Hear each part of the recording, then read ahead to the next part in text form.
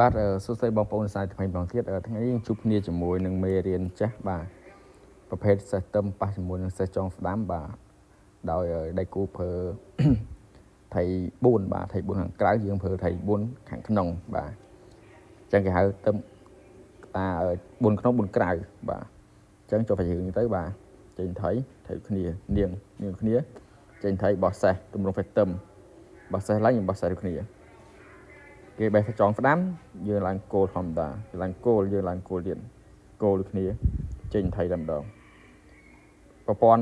បុរាណគាត់ធ្វើចិត្តកេងនេះច្រើននេះគឺគាត់ clear fly ឲ្យបុកចេញមកតែម្ដងបាទយើង3ដូចគ្នាពេលគាត់មក4បាទអានេះសំខាន់គឺអត់អាចហកបានតាមព្រមនេះបាទចេញទៅភ្លាមការពីវីដេអូចាស់នោះមានលក្ខខណ្ឌទី1ទី2បាទទី3គាត់មកឲ្យអស់ហើយអញ្ចឹងថ្ងៃនេះមាន3លក្ខខណ្ឌទៀតមានគាត់ស៊ីផ្ដាច់1បាទពេលគាត់ស៊ីផ្ដាច់1ទៅគឺយើងយកសេះស៊ីបាទពេលហ្វៃយើងស៊ីនេះលើអញ្ចឹងគាត់បាទចាក់ថៃដេញសេះឲ្យហ្វេសត្រឡប់មកវិញបាទអញ្ចឹងទៅបាទគាត់ស៊ីអញ្ចេះយើងយកនាងស៊ីបាទឥឡូវគាត់ដាក់អង្គបាទគាត់ដាក់អង្គអញ្ចឹងស៊ីបាទស៊ីមុនវិញបាទគាត់យកនាងស៊ីយើងចាក់អាចុងនេះបាទចាក់ចុងទៅបាទគាត់ស៊ីយើងយកនាងយកទូស៊ីបាទគាត់សកត់ភាគរយខ្ពស់ជាងទៅហួសបាទអាចនឹងមានគាត់ដាក់ទូបាទទូនេះ limit ភាពយកចេញក្រៅយើងក៏ខ្វែងសេះបាទយើងខ្វែងសេះមកប្រភេទនេះគាត់ឡើងគោលបាទយើងឡើងគោលទុកដូចគ្នាបាទអាចនឹងមានគេបាទព្យាយាមបុកវាយបាទព្យាយាមបុកមកប្រភេទនេះពីព្រោះគេព្យាយាមបដៅកងគេមកខ្ពស់បាទយើងស៊ីបើយកសេះស៊ីយើងយកសេះស៊ីដែរបាទបើយកគោលស៊ីបាទយើងដាក់ទូកចងគោលមួយជើងសិនក៏អាចមានដែរបាទគេឡើងគោលមកផតពីក្រោយគោលគេបាទគេឡើងគោលមកយើងអាចបាទចាក់ដេញឡើងនាងដេញគោលតែម្ដងបាទគាត់ធ្លាក់ទៅក្រោមទៅអាហ្នឹងយើងព្រៀបខ្លាំងបាទអញ្ចឹងប្រហែលជាគាត់ឡើងបន្តបាទគាត់ឡើងបន្តទៅយើងស៊ីផ្ដាច់ប៉ាត់ទៅបាទគាត់យកថៃស៊ីយើងថយសេះមកបាទអត់មានអីមកចងថៃនេះគឺវាទេហើយដល់ពេលស៊ីទៅ face show តាំងនេះបាទនាងជាប់ដួលនាងទៀតបាទអញ្ចឹងបន្ទាប់ពីស៊ីថៃហើយគឺខាងខ្មៅព្រៀបខ្លាំងបាទព្រោះឆ្លងផុតប្រដៅនេះទេបាទកាក់ដំណើរគាត់ធំបោកខាង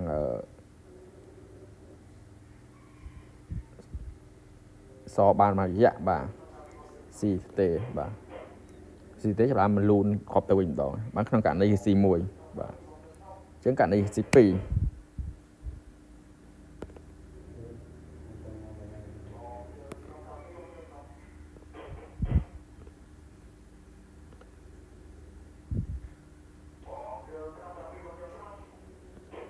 បាទមុនគាត់ស៊ី1ប្រភេទនេះយើងសេះស៊ីដល់លើហ្នឹងបាទគាត់ស៊ីយើងមុនទៀតបាទស៊ី2តែម្ដង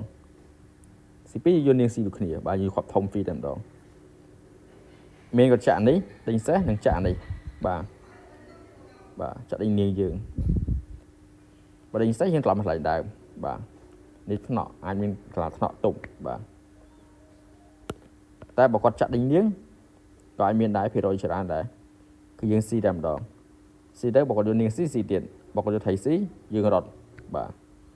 យើងរត់ទៅអានឹងគាត់ឡើងគោលមក support បាទ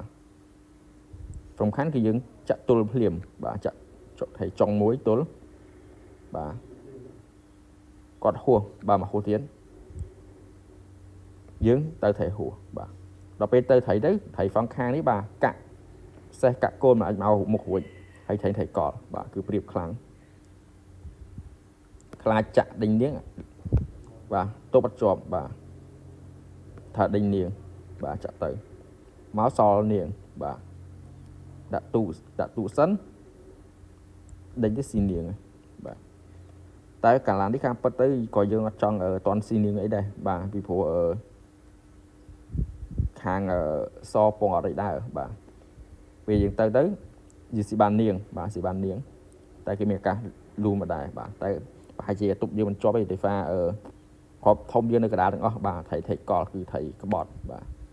នឹងលក្ខខណ្ឌទី2ករណីគេស៊ីផ្ដាច់ទាំងពីរបាទ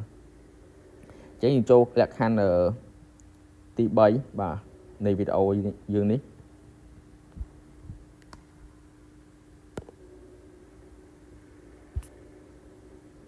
បាទទៅមក Factum ចេញ2បោះស្ដាច់ដែរថៃបាទថៃ3ថៃ4ដូចគ្នាបាទអញ្ចឹង C1 C2 ហើយស្កតក៏ហើយបាទអញ្ចឹងចូលកអានេះគេនៅស្ងៀមគេអត់ធ្វើទាំងអស់គេដាក់ទូអង្គបាទដាក់ទូអង្គនេះធ្វើមិននៅពេលដាក់ទូអង្គគឺយើងចាក់ចុងដែរនៅកលឹះសំខាន់របស់យើងចាក់ចុងដែរបើគេស៊ីយកទូស៊ីបាទហើយបើគេនេះស្ងៀមនឹងស៊ីខូចថៃបាទអញ្ចឹងគេស្កតបាទនៅពេលគេស្កតគឺយើងទៅហួសទៀតបាទទៅហួសទៀតបើកាត់ស៊ីទេយើងទៅគោលពីក្រោយទៀតបាទបើគេស៊ីខាងនេះយើងសេះស៊ីបាទគេស៊ីខាងនេះយើងនាងស៊ីបាទអញ្ចឹងវាចូលវិលទៅចូលលក្ខខណ្ឌអំបញ្ញមីនេះបាទមុនគេចាក់នេះចុះបើកាន់នេះគេចាក់នេះធ្វើម៉េចត្រឡប់មកផ្នែកដើមបាទខ្លាចយើងចាក់ទល់ឡើងគោលបន្ទប់បាទយើងអាចបាទឡើងគោលបន្ទប់ដែរអាចគេបុកមកបាទឬក៏គេឡើងគោលសិនឬក៏គេដាក់ទូកចេញសិនបាទអញ្ចឹងយើងបាទខ្វែងសេះហើយទៅគេឡើងគោលយើងដាក់ទូកចងពីក្រោយខ្លាចផ្លាត់បាទគេបុកឡើងបាទយើងស៊ីមួយបាទស៊ីមួយគេយកនាងស៊ីយើងអាចដេញពីជ្រះបាទអាចដេញពីជ្រះអាចធ្លាក់ទៅក្រោមទៅបាទធ្លាក់គោលទៅក្រោមយើងអាចឡើងគោលមកផតពីក្រោយទៀតបាទអញ្ចឹងកន្លានេះគឺយើងបែកផ្នែកខាងកណ្ដាលប៉ុន្តែយើងព្រៀបបាទព្រៀបផ្នែក defense ចំហរបស់យើងគឺល្អជាងមកគ្រាប់យើងរស់ល្អជាងបន្ទាប់មកយើងអាចទិសដៅបន្ទាប់របស់យើងគឺនេះខ្វែងសេះមកស៊ីជាមួយនេះអាចុងក្តារ2នេះគោលដៅឡើងគោលបាទឡើងគោលទៅដេញសេះគោលដៅរបស់យើងគឺកណ្ដាលអា2នេះបាទហើយអានេះវានៅចាំបកបាទអញ្ចឹងនេះគេហៅកន្លា4ក្នុង4ក្រៅបាទហើយកន្លានេះខ្ញុំបន្តទៅវិញឆ្ងាយទៀតទេបាទបងប្អូនកាន់ខ្មៅអាចព្យាយាមច្រឡត់គ្រាប់ដោយខ្លួនឯងទៅថាយើងអាចយកឈ្នះខាងសបានតាមវិធីបាយណាបាទអរគុណជួបគ្នានៅវីដេអូបន្ទាប់